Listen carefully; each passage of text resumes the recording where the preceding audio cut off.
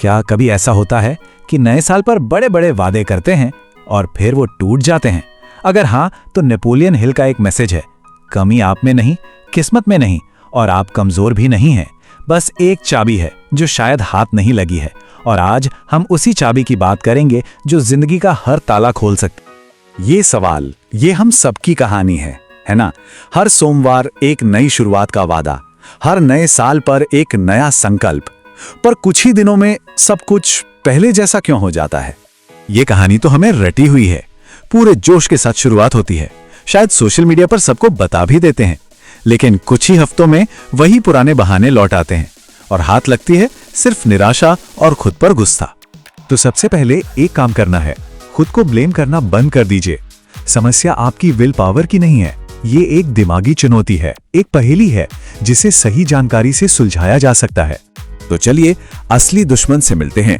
हमारी कंसिस्टेंसी का सबसे बड़ा दुश्मन कोई बाहर नहीं, बल्कि हमारा अपना दिमाग है। ये आराम और सुरक्षा के लिए बना है, ना कि मुश्किलों का सामना करने के लिए।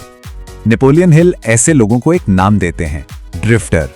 ये वो लोग हैं जिनका अपना कोई विजन नहीं होता और वे हवा के झोंके की तरह दूसरों की राय और ट्रेंड्स के साथ बहते रहते हैं और आखिर में बहानों के जाल में फंस जाते हैं। देखिए, एक तरफ हमारा दिमाग है जो आराम चाहता है, निश्चितता चाहता है, और दूसरी तरफ है सफलता जिसे असुविधा और प्रयास चाहिए। एक बात याद रखिए, सफलता और आराम कभी भी एक साथ एक ही कमरे में नहीं रह सकते। हम अक्सर मोटिवेशन का इंतजार करते रहते हैं कि कब वो फीलिंग आएगी और हम काम शुरू करेंगे, पर सच तो यह है कि मोटिवेशन काम शुरू करने के बाद आती है, पहले नहीं। सफल लोग महसूस करने का इंतजार नहीं करते, वो बस एक्शन लेते हैं। चलिए अब प्रॉब्लम से सॉल्यूशन की तरफ चलते हैं। निरंतरता या कंसिस्टेंसी कोई बोझ नहीं है, ये यूनिवर्स का एक फंडामेंटल लॉ है जिसे हिल कहते हैं कॉस्मिक हैबिट फोर्स। जरा अपने चारों ओर प्रकृति को देखिए, पूरी कायनात इसी निरंतरता के नियम पर चलती है। सूरज कभी उगने में देरी नहीं करता, पृथ्वी घूमना नहीं भूलती, नदियां बहना बंद नहीं करती। यही दिखाता है कि असली शक्ति निरंतरता में ही है। ये एक कमाल का उदाहरण है। रोज का छोटा सा प्रयास शायद हथौड़े की चोट जैसा न लगे, पर अगर वो पानी की बूंद की तरह लगातार हो तो वो चट्टान जैसे बड़े पहाड़ को भी तोड़ सकता है। अक्सर हमारी सबसे बड़ी परीक्षा सफलता के दरवाजे के ठीक बाहर होती है। जब छोड़ देने का मन सबसे ज्यादा करे ना, तो समझ जाइए कि मंजिल बस कुछ ही कदम दूर है।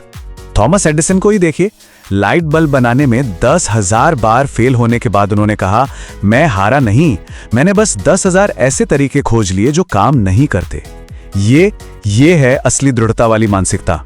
नेपोलियन हिल ने आर्यो डार्बी की कहानी बताई है, जो सोने की खोज में निकले थे।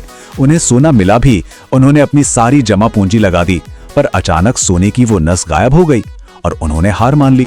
उन्होंने अपना सारा सामान एक कबाड़ी वाले को कुछ $100 में बेच दिया। उस कबाड़ी वाले ने एक इंजीनियर को बुलाया और पता है क्या, सोना सिर्फ 3 फीट की दूरी पर था। डार्बी ने करोड़ों की संपत्ति सिर्फ 3 फीट पहले छोड़ दी। तो डार्बी जैसी गलती करने से कैसे बचे? चलिए अब उन 5 प्रैक्टिकल कदमों पर चलते हैं जो आपके दिमाग का ऑपरेटिंग सिस्टम ही बदल सकते हैं और आपको डिसिप्लिन बनाने में मदद करेंगे। ये 5 कदम हैं। पहला, एक जलती हुई इच्छा। दूसरा, तुरंत एक्शन। तीसरा, नेगेटिविटी से बचाओ। चौथा, ऑटो सजेशन की पावर। और 5वां, 2 डे रूल। पहले कदम को समझते हैं। एक कमजोर इच्छा है, मैं बहुत सारा पैसा कमाना चाहता हूं, और एक जल्दी हुई इच्छा है, मैं 31 दिसंबर 2025 तक 1 करोड़ रुपए कमाऊंगा। फर्क देख रहे हैं? आपका लक्ष्य एकदम शीशे की तरह साफ, निश्चित और एक तारीख के साथ होना चाहिए। दूसरे कदम यानी तुरंत एक्शन के लिए 5 सेकंड के नियम का इस्तेमाल कीजिए। जब भी कोई काम करने का विचार आए तो दिमाग को बहाने बनाने का मौका देने से पहले 5 4 3 2 1 गो और बस शुरू कर दीजिए। तो अब चुनाव आपके हाथ में है। सामने 2 रास्ते हैं और आज का एक निर्णय ही आने वाले कल को तय करेगा। दुनिया में 98% लोग हैं जो सपने देखते हैं पर बहाने बना के ड्रिफ्टर बन जाते हैं, और सिर्फ 2% लोग हैं जो एक्शन लेते हैं और अचीवर बनते हैं। सवाल यह है कि आपको किस तरफ जाना है। सफलता का रहस्य मोटिवेशन की फीलिंग में नहीं है, इसका रहस्य है खुद को तब तक काम करने के लिए मजबूर करना जब तक कि अनुशासन आदत न बन जाए। हाँ, शुरुआत में दर्द होगा, पर बाद में यही आपकी सबसे बड़ी ताकत बनेगा।